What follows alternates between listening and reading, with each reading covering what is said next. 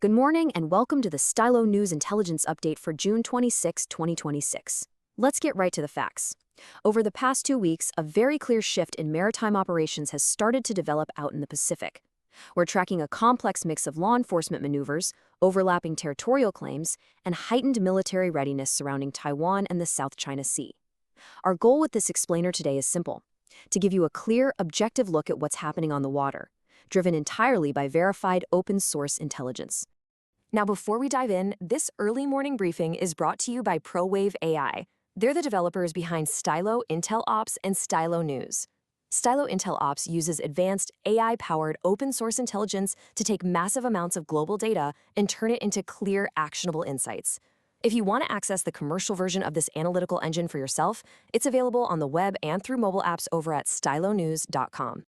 We're going to break today's intelligence down into 5 quick areas: the situation report, the fallout, the players, the information environment, and finally, our forecast. Let's start with Section 1, the situation report. So, what exactly is happening out there? Well, the data shows that China has launched what it's calling a special maritime enforcement operation. Historically, we've seen Beijing concentrate its pressure on Taiwan's western side. But right now, Chinese government and Coast Guard vessels are operating significantly further east, pushing right into the approaches of the Luzon Strait. From an intelligence perspective, this is a very tangible extension of their routine administrative presence into a highly sensitive transit corridor. And we can measure the specifics of this operation. Official reporting tells us this recent maritime traffic enforcement covered a massive 1,030 nautical miles and involved the inspection of 198 commercial vessels east of Taiwan. At the same time, we're seeing military encounters. Most notably, there was an incident of electronic interference against the Dutch Navy frigate HNLMS de Ruyter while it was transiting the area. Further south, the Philippines formally protested China deploying a floating structure, complete with personnel, at the disputed Scarborough Shoal. In intelligence terms, we look at these as classic, documented indicators of a nation rehearsing access control and working to normalize their jurisdiction over an area. It is absolutely crucial to look at the timing here, especially when considering the overlapping territorial friction zones in the South China Sea. These Chinese operations are happening at the exact same time that Japan and the Philippines are sitting down to negotiate exclusive economic zone boundaries. Beijing is strongly opposed to those bilateral talks, and the data suggests these current maritime maneuvers are, at least in part, a direct physical response to that diplomacy. Moving on to Section 2. Let's look at the fallout and the multi-level geopolitical impacts. On a local level, civilian anxiety in Taiwan is noticeably elevated, which is only being compounded by the approaching typhoon season. But interestingly, in a stark contrast of cultural endurance against military tension, the indigenous Tao people actually just completed a traditional canoe journey straight across the heavily patrolled Bashi Channel. Nationally, Taiwan has pushed its Coast Guard out to monitor those eastern waters and actually conducted live fire drills with HIMARS rocket systems on its western coast, all while Taipei's leadership deals with mounting political pressure at home. Internationally, these events are acting as a catalyst. Japan and the Philippines are rapidly deepening their defense coordination, and intelligence estimates are now showing an elevated risk posture for forward-deployed U.S. rotational forces and embassies in the region. That brings us to Section 3, the players and their perspectives. It's really a tale of 2 entirely different narratives. Beijing frames its actions strictly through a legal and administrative lens. Their official stance is that these patrols are just a lawful exercise of sovereign rights, completely necessary for territorial planning, and justified as self-defense against what they call illegal negotiations between Japan and the Philippines. Conversely, Taipei and Manila view these events as unprecedented provocations and hegemonic bullying. Taipei is heavily condemning its exclusion from the regional boundary talks, while Manila is urgently calling for stronger defense alliances to deter any further gray zone escalation.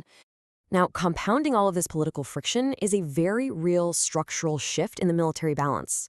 Open-source strategic reporting notes that the deployment of long-range strike capabilities, specifically the DF-26 and DF-27 missile systems, really underscores an expanding military reach coming from South China Sea bases. For defense planners and allied capitals, this isn't just rhetoric. It's a tangible worsening of the threat environment that they have to factor in when calculating China's anti-access and area denial capabilities. Let's shift gears to Section 4, the information environment. Beyond official government statements, we have to look at the public reaction. We use our AI-driven analysis to gauge global public and analyst sentiment, primarily pulling from the X platform over the past 2 weeks. And, the discourse online is highly polarized. 55% of the analyzed posts fall into a wary or critical category. These are people expressing deep concern over gray zone tactics and the potential for things to spill over into conflict. 30% hold a pro-China viewpoint, defending the operations as a legitimate assertion of sovereignty. And the remaining 15%? That's your neutral, fact-based reporting from open-source analysts. Delving a little deeper into those numbers, the critical voices are frequently throwing around terms like cognitive warfare, arguing that this maritime pressure is designed to slowly and systematically isolate Taiwan. On the flip side, pro-China accounts are pointing to perceived Western hypocrisy, framing the PLA patrols as a measured, proportionate response to foreign interference. But here is a very important takeaway. Despite all this tense rhetoric online, broader market indicators aren't showing an expectation of imminent war. For instance, prediction markets like Polymarket currently place the odds of an invasion in 2026 at a surprisingly low 7%. So the public is definitely watchful, but they are not panicking. Finally, Section 5, our strategic forecast and watch list. When we look at all of this, our assessment draws a very clear line between capabilities and immediate intent. The probability of an imminent D-Day-style amphibious invasion, we're assessing that as low. Right now, there are 0 verified reports of the mass civilian mobilization, large-scale amphibious embarkation, or joint firepower positioning that you would need for an operation of that scale. However, the probability of an ongoing blockade and quarantine rehearsal is assessed as high. The data strongly points to a sustained Chinese strategy of pressure, normalizing law enforcement presence, and selectively encircling remote maritime outposts administratively. So for those of you monitoring the situation closely, here are the 3 specific indicators you need on your watch list for the near term. Number 1, watch for any further deployment of Chinese Coast Guard vessels or floating platforms near contested features, like Scarborough Shoal.